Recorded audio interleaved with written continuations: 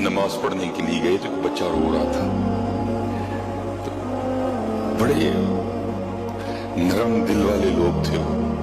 वो गए बच्चे के पास जाकर ने पूछने लगे, भाई क्यों रो रहा है तू? वो उस वक्त का जो भी कुछ रायजुल वक्त सिक्का था, जो भी था उस वक्त का, उसने कहा कि मेरा 1 रुपया खो गया है, मैं इसलिए रो रहा हूं। बुजुर्ग थे, उन्होंने जेब से 1 रुपया निकाला और बच्चे को दिया। फरमाया अब खुश है ना? मैं कह जी मैं खुश हूं। वो बुजुर्ग नमाज पढ़ने चले गए। जब नमाज से फारिग होके वापस आए ना तो वो फिर रो रहा था।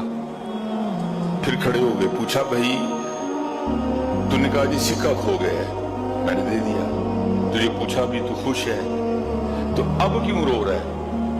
वो कहता है जनाब इसलिए रो रहा हूं, अगर वो भी होता तो फिर 2 होने थे। आपने फरमाया अच्छा 2 ना होने पे रो रहा है, ये ले जेब से निकाल के दिया। फरमाया चल अब 2 हो गए ना, अब तो खुश है ना। वो चले गए। थोड़ी देर बाद फिर नमाज का वक्त था, वापस तशरीफ लाए तो फिर रो रहा था। वो पूछा अब क्यों रो रहे? कहता है जनाब जी वो होता तो फिर 3 होने से। आपने फिर निकाल के दिए, चल अब तो खुश है ना। फिर चले गए, नमाज पढ़ के फिर वापस जाने लगे, फिर रो रहा था। वो पूछा भाई अब क्यों रो रहा है? वो कहता है जनाब इसलिए रो रहा हूं, अगर वो होता तो 4 होने थे। ये फरमा के फरमाने लगी दुनियादार का भी यही हिसाब है, इसकी सारी उम्र रोते गुजर जाती है। वो होता तो वो ना था, वो होता तो वो ना था। बाकी हजरत ये जिसको आप और मैं भरने निकले हैं, ये तो महबूबे दो आलम कह रहे हैं, ये तो जाने आलम कह रहे हैं। अल्लाह इसको कब्र की मट्टी के अलावा नहीं भर सकता कोई।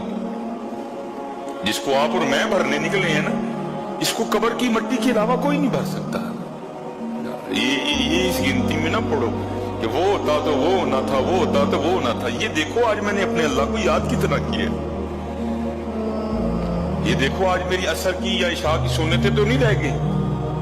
ये हम किस खाते में पड़ गए हैं? वही फिर कुरान करीम अल्हाकुमुत तकासुर, और माल और माल और माल, अल्हाकुमुत तकासुर हत्ता जुरतुमुल मकाबिर, यहां तक कि कब्रों का मुंह देखा जाके।